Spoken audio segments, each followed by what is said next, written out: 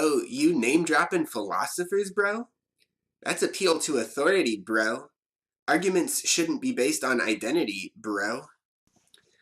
That's a popular, lightweight argument.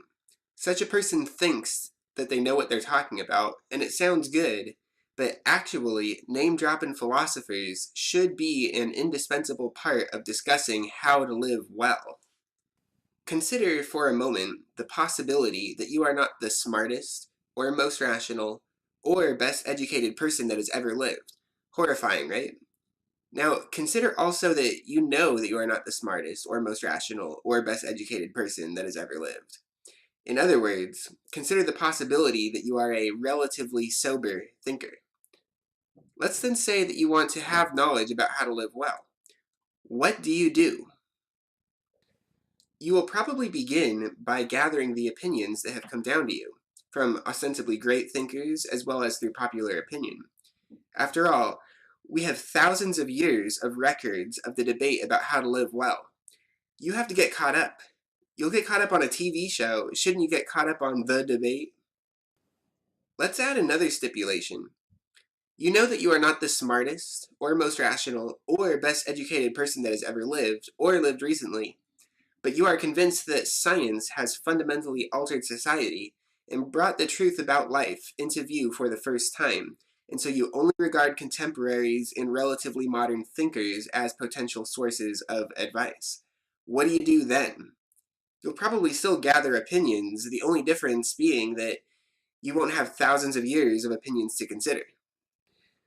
But let's move on and ask the next question. Why wouldn't you gather opinions about how to live well? Why would you be satisfied with your own thoughts? Remember, we are talking about a person with a certain kind of humility. Supposedly, we can form our opinions with unaided reason, but we have already stipulated that reason tells us that there are better sources for wisdom than ourselves, and so reason points us to opinions and authorities. Classical writings typically begin by considering opinions. Leo Strauss describes the process well in his Natural Right and History, saying of the classical view that the being of things, their what, comes first to sight not in what we see of them, but in what is said about them or in opinions about them. Accordingly, Socrates started in his understanding of the natures of things from the opinions about their natures. For every opinion is based on some awareness, on some perception with the mind's eye of something. Socrates implied that disregarding the opinions about the natures of things would amount to abandoning the most important access to reality which we have, or the most important vestiges of the truth which are within our reach. He implied that the universal doubt of all opinions would lead us not into the heart of truth, but into a void. Philosophy consists, therefore, in the ascent from opinions to knowledge or to truth, in an ascent that may be said to be guided by opinions. It is this ascent which Socrates had primarily in mind when he called philosophy dialectics. Dialectics is the art of conversation or of friendly dispute. The friendly dispute which leads toward the truth is made possible or necessary by the fact that opinions about what things are, or what some very important groups of things are, contradict one another. Recognizing the contradiction, one is forced to go beyond opinions toward the consistent view of the nature of the thing concerned. That consistent view makes visible the relative truth of the contradictory opinions. A side point.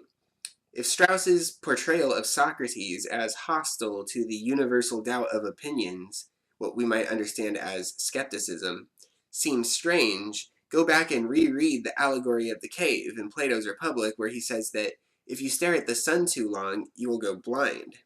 We'll discuss that at more length in a different video. Also, I recall from Aristotle's Nicomachean Ethics, where he says of the views he is considering that some of these views are expressed by many people and have come down from antiquity, some by a few men of high prestige, and it is not reasonable to assume that both groups are altogether wrong. The presumption is rather that they are right in at least one or even in most respects. If someone doesn't gather opinions about how to live well, I think the main reason is that they have more immediate concerns in their life. They may have a job that requires technical knowledge, and they just don't have the time to get caught up on the debate. Now we are ready for the important question. Let's say that our humble person has gathered opinions and is familiar with the debate. Why shouldn't that person refer to his or her sources in conversation? The charge of appeal to authority fails because, for instance, if I say that people should be satisfied to be crushed and educated in conversation, and I refer to Plato's Socrates saying in Book 1 of the Republic that the right penalty for ignorance is to be educated by someone that isn't ignorant, it is only appeal to authority in the final analysis if it is appeal to authority when Plato's Socrates says it.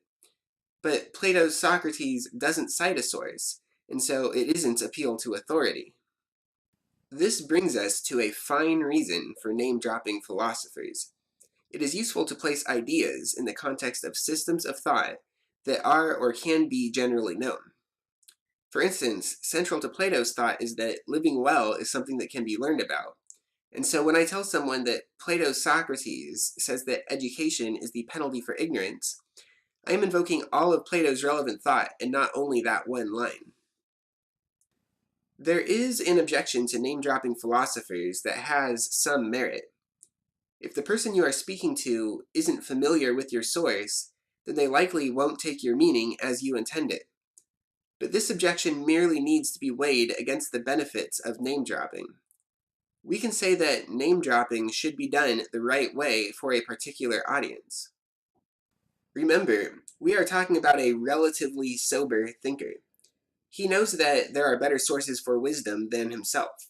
He regards someone or some people as having the championship belts, and he knows that he will eventually part from his audience. He should want to point the conversation toward his sources, not toward himself, not only because of their superior wisdom, but also because they are generally available to the audience even after the conversation is over. So, an ignorant audience merely requires consideration about how to name drop.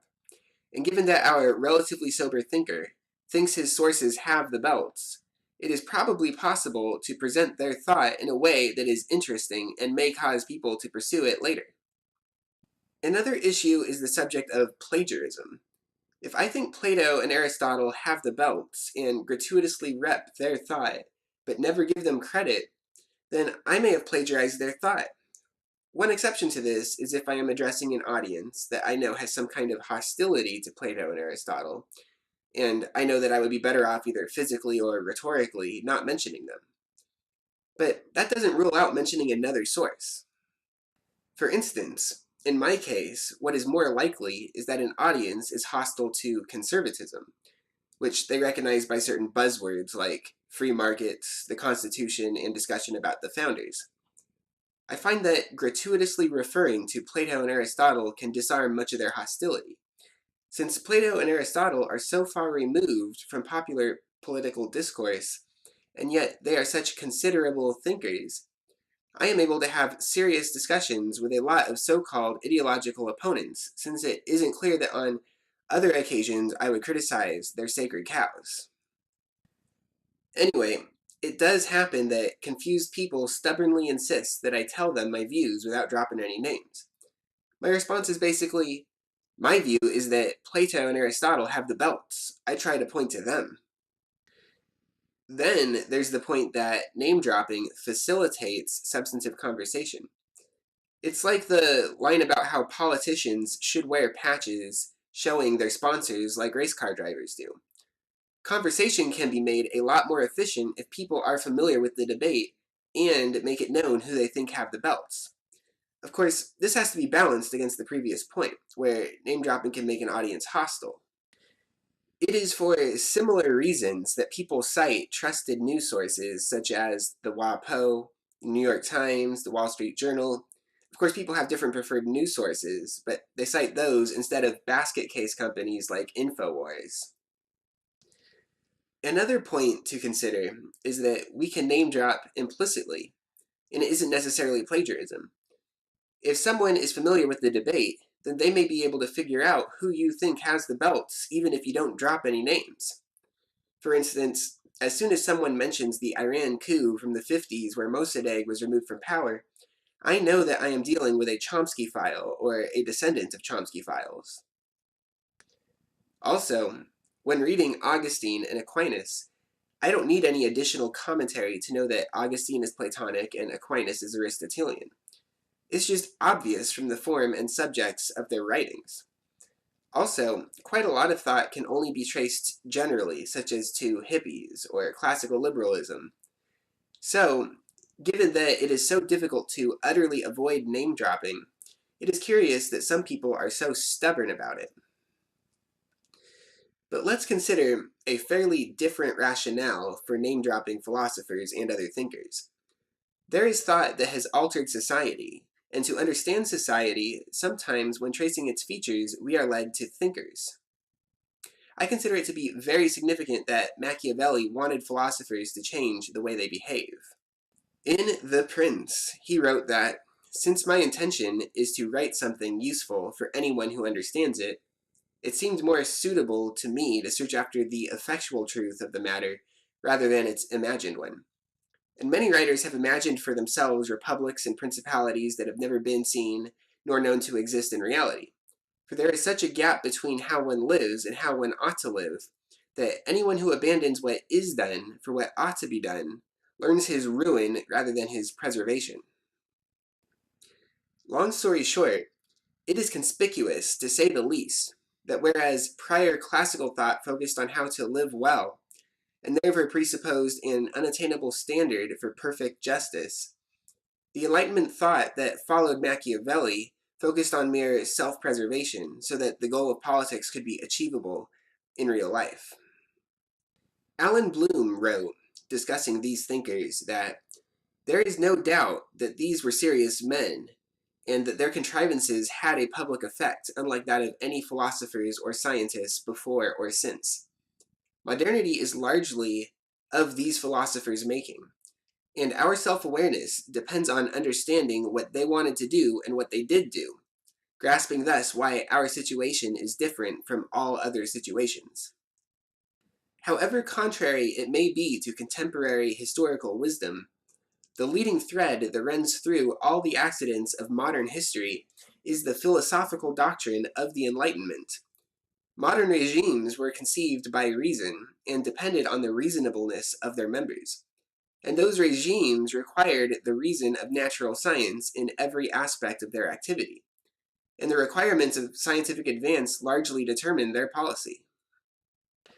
Whether it is called liberal democracy or bourgeois society, whether the regime of the rights of man or that of acquisitiveness, whether technology is used in a positive or a negative sense, everyone knows that these terms describe the central aspects of our world.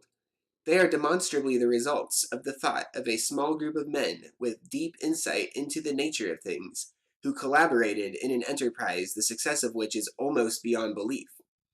It penetrated and informed every detail of life. These are not men to be dismissed, but they can be questioned. Bloom doesn't mention here that these thinkers also bear considerable responsibility for the circumstance that everyone you are likely to meet, especially among English speakers, believe that people have rights. We can debate Bloom's account, but it would require considering an alternate account. Since society is a result of previous generations, there is necessarily a historical dimension to understanding ourselves. In fact, history permeates our lives so thoroughly that there is a historical dimension to the abstract discussion of ideas. So, hopefully, we can knock it off with demanding that people express their own views without name-dropping philosophers.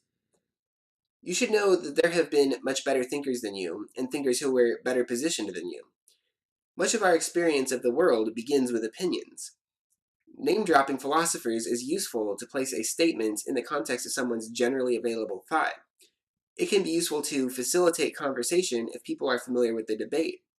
It can be useful to disarm hostile prejudices, and most of all, people with names have thoroughly altered our society, and it is unlikely that we can understand ourselves without understanding them. Hopefully, you can become familiar with the debate so that you don't feel left out. Don't worry, we at the SolidQuarry of Relatively Sober Reason are here to help.